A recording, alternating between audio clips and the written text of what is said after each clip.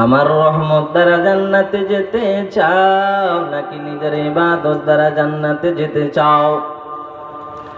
আল্লাহর ওলি বলেন, ও দয়ার মালিক, জীবনে তো কম আমল করি নাই হে মালিক, 500 বছর ধরে ইবাদত করেছি রে আল্লাহ।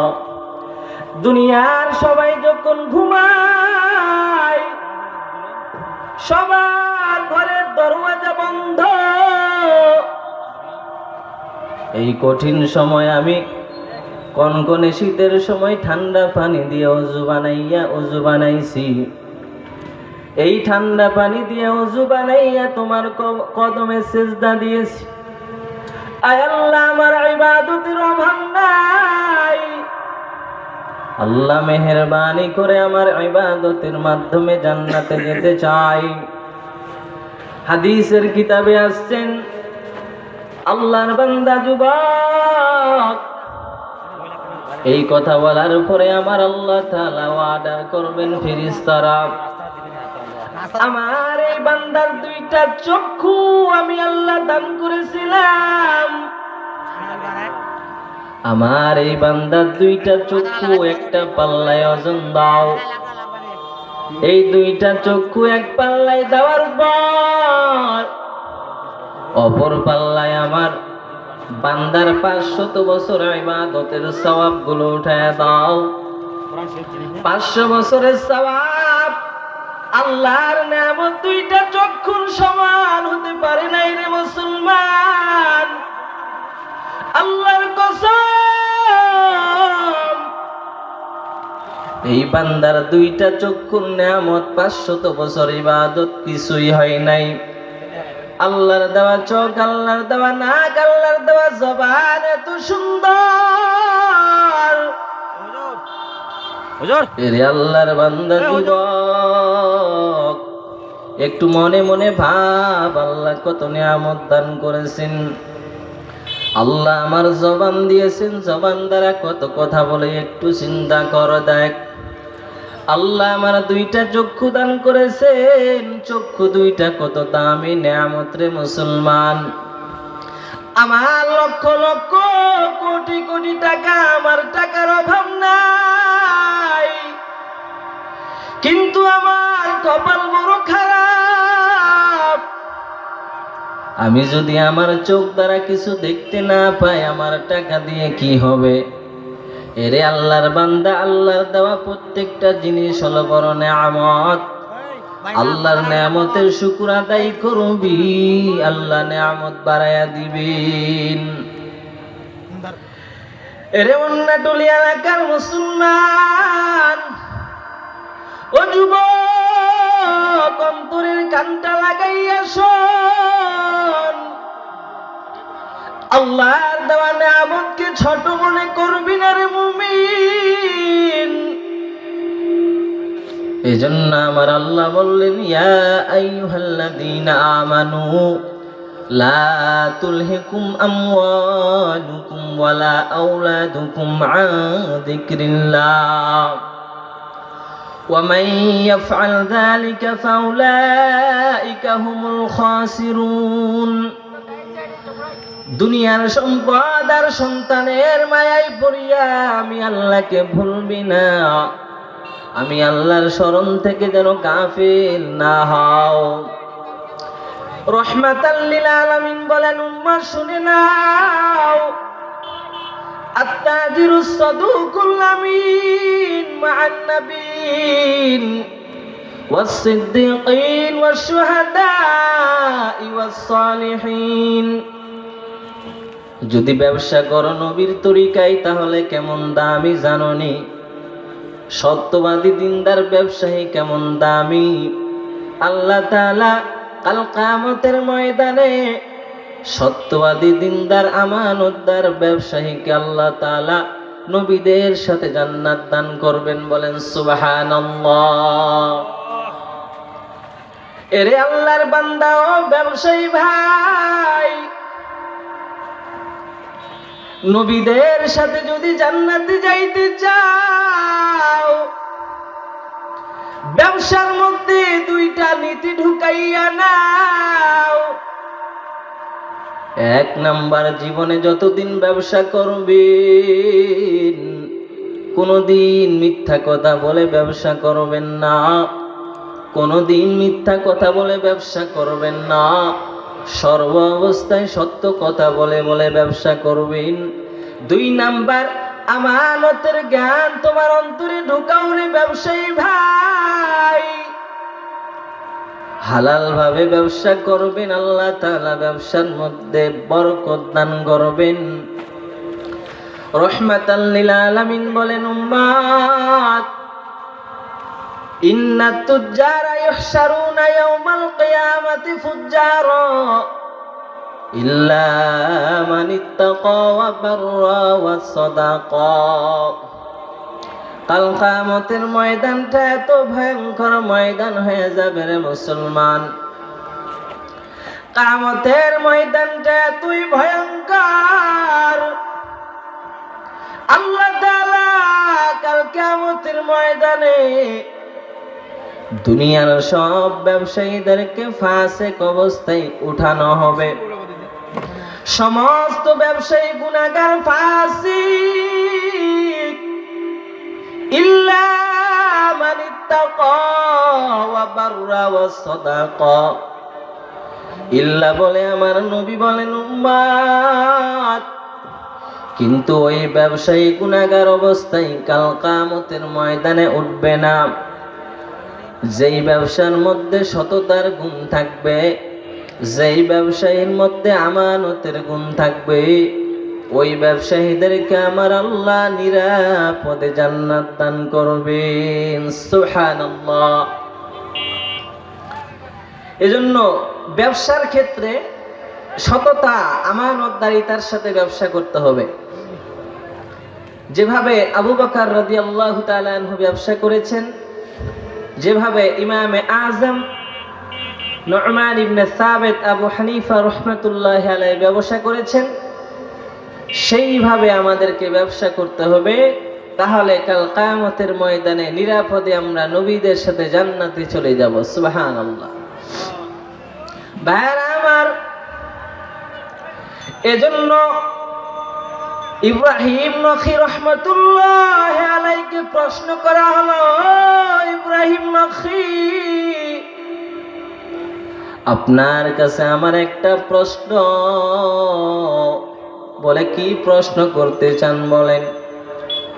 দুইজন মানুষের কথা আপনাকে আমি বলবো। এক নাম্বার, আমানতদার দিনদার ব্যবসায়ী।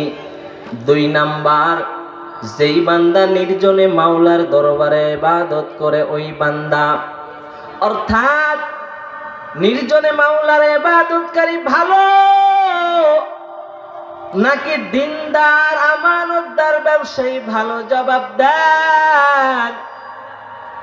এই প্রশ্নের জবাবে ইব্রাহিম নখী রাহমাতুল্লাহি আলাইহি বলেন, ভাইজান শোনেন, আত-তাজিরুস সাদুকু আহাব্বু ইলাইয়া লিআন্নাহু ফি জিহাদ ইয়াতিহি আশ-শাইতানু মিন তরিকিল মিকয়ালি ওয়াল মিজান ওয়া মিন ক্বাবলিল আখযি ওয়াল আতা ফায়ুজাহিদুহু। ইব্রাহিম নখী রাহমাতুল্লাহি আলাইহিকে যখন প্রশ্ন করা হলো, হযরত দিনদার নেককার আমানতদার ব্যবসায়ী উত্তম নাকি নির্জনে মাওলার ইবাদতকারী উত্তম? জবাব দেন। ইব্রাহিম নখী রাহমাতুল্লাহি আলাইহি জবাব দেয়, আমার কাছে সত্যবাদী দিনদার ব্যবসায়ী উত্তম। বলেন সুবহানাল্লাহ।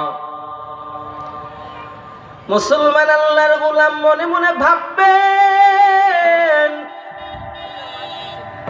যেই বান্দা ব্যবসা করে আমানতদারের সাথে, যেই বান্দা সততার সাথে ব্যবসা করেন, সেই বান্দা কেন উত্তম? লিআন্নাহু ফি জিহাদিন ইয়াতিহি আশ-শাইতানু মিন তরিকিল মিকয়ালি ওয়াল মিজান। কারণ আমানতদার ব্যবসায়ী সব সময় ভয়ের মধ্যে থাকে, শয়তান তাকে বিভিন্ন ওয়াসওয়াসা দেয়, এ ব্যবসায়ী ভাই ওজনে সামান্য পরিমাণ কম দাও, কোনো সমস্যা হবে না, সাধারণ পাবলিক বুঝবেও না, কিন্তু তুমি টাকার পাহাড় গড়ে ফেলবা। কিন্তু যেই ব্যবসায়ী যার অন্তরে আমার মাওলার ভয়, যার অন্তরে আমার মাওলার বড় ভয়, ওই ব্যবসায়ীর চিন্তা আমি আল্লাহর দরবারে যখন যাব আমি আল্লাহকে কি জবাব দিব রে বাবা। আল্লাহর দরবারে জবাব দেওয়ার কোনো কিছু আমার কাছে নাই। আমি আমার রব্বে কারিমের দরবারে জবাব দেওয়ার মতো কোনো জবাব আমার নাই। অতএব আমি কোনো মানুষকে ওজনে কম দিতে পারবো না, ভেজাল যুক্ত কোনো পণ্য আমি মানুষকে দিতে পারবো না। এজন্য ইব্রাহিম নখী রহমতুল্লাহ আলাইহি বলেন, সত্যবাদী দিনদার ব্যবসায়ী আমার কাছে উত্তম। ভাইরা আমার, মদিনার বাজারে একজন সাহাবী গম বিক্রি করতেছেন। নবী আমার মদিনার বাজারে গিয়ে দেখেন একজন সাহাবী গম বিক্রি করতেছেন। গমের বস্তার উপরে গমগুলো শুকনো, কিন্তু নবী আলাইহিস সালাম যখন ভিতরে হাতটা প্রবেশ করাইলেন, রহমাতাল লিল আলামিন তাকায়া দেখলেন ভিতরে গমটা কাঁচা। রহমাতাল লিল আলামিন বলেন, মান গাসানা ফালাইসা মিন্না। নবী আমার ঘোষণা করলেন, যে ব্যবসার মধ্যে আমাদের সাথে প্রতারণা করবে সে আমাদের উম্মত হতে পারে না। বলেন নাউজুবিল্লাহ। ব্যবসার মধ্যে দুই নাম্বারই ব্যবসা করা যাবে না। রহমাতাল লিল আলামিন যখন দেখলেন যে বস্তার উপরে গমগুলো শুকনো কিন্তু ভিতরে গমগুলো কাঁচা, বলেন তো এই ব্যবসাটা হালাল না হারাম? এই হারাম ব্যবসা যদি কিয়ামত পর্যন্ত করে, এই ব্যবসায়ী কি নবীদের সাথে জীবনে জান্নাতে যেতে পারবে? বরং তার জন্য জাহান্নাম ওয়াজিব হয়ে যাবে। কেন? বলে হারাম ব্যবসা যেই বান্দা করবে, যার শরীরে যার রক্তে হারাম মিশে যাবে, ওই বান্দার ইবাদত কবুল হতে পারে না। ভাইরা আমার, এজন্য বলবো ব্যবসায়ী ভাই, ব্যবসার মধ্যে ভালো নীতি ঢুকাইয়া না, যদি জীবনটা দামি বানাতে চাও। আল্লাহ তাআলা বলেন, ইয়া আইয়ুহাল্লাযীনা আমানুত্তাকুল্লাহ ওয়া কুনু মা'আস সাদিকিন।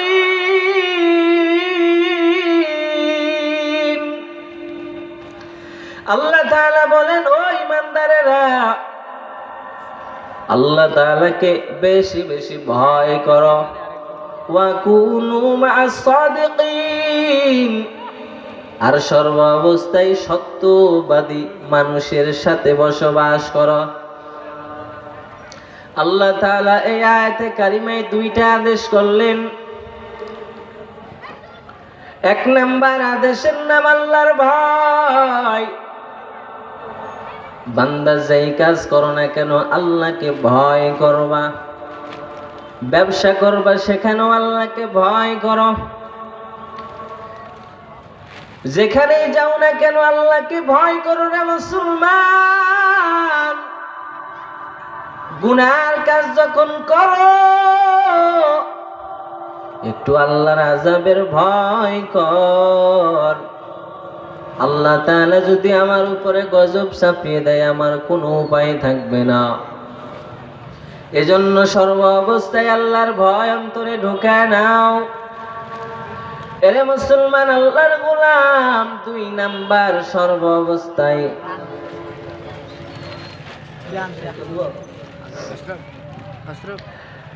দুই নাম্বার সত্যবাদীদের সাথে থাকো, যারা সৎ পথে চলে, সর্ব অবস্থায় সত্য কথা বলে, এদের সাথে চলো। তাহলে আল্লাহ তাআলা এই আয়াতে কারিমায় আমাদেরকে দুইটা উপদেশ দিয়েছেন। এক নাম্বার উপদেশ, আল্লাহর ভয় অন্তরে ঢুকাও। 2 নাম্বার উপদেশ, সত্যবাদী মানুষদের সাথে থাকো। আল্লাহ তাআলা আমাদের সবাইকে যা আলোচনা করেছি আমল করার তৌফিক দান করুন। ওয়া আখিরু দাওয়ানা আনিল হামদুলিল্লাহি রাব্বিল আলামিন। আসসালামু আলাইকুম ওয়া রাহমাতুল্লাহি ওয়া বারাকাতুহু।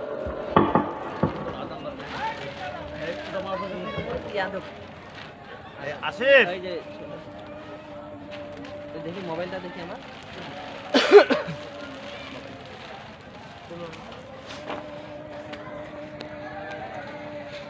এটা উঠাই ধরো। হাই রে উঠো না। শ্যাম, আজান দেবো 3 আসিফ দেবে। লাইভ দিছিলেন? হ্যাঁ, লাইভ দি নাই, লাইভ দিতে এই আজান কি লাইভ থেকে দিয়ে দিছিলাম, লাইভ দেয়নি। রেকর্ডিং করে দিছিস।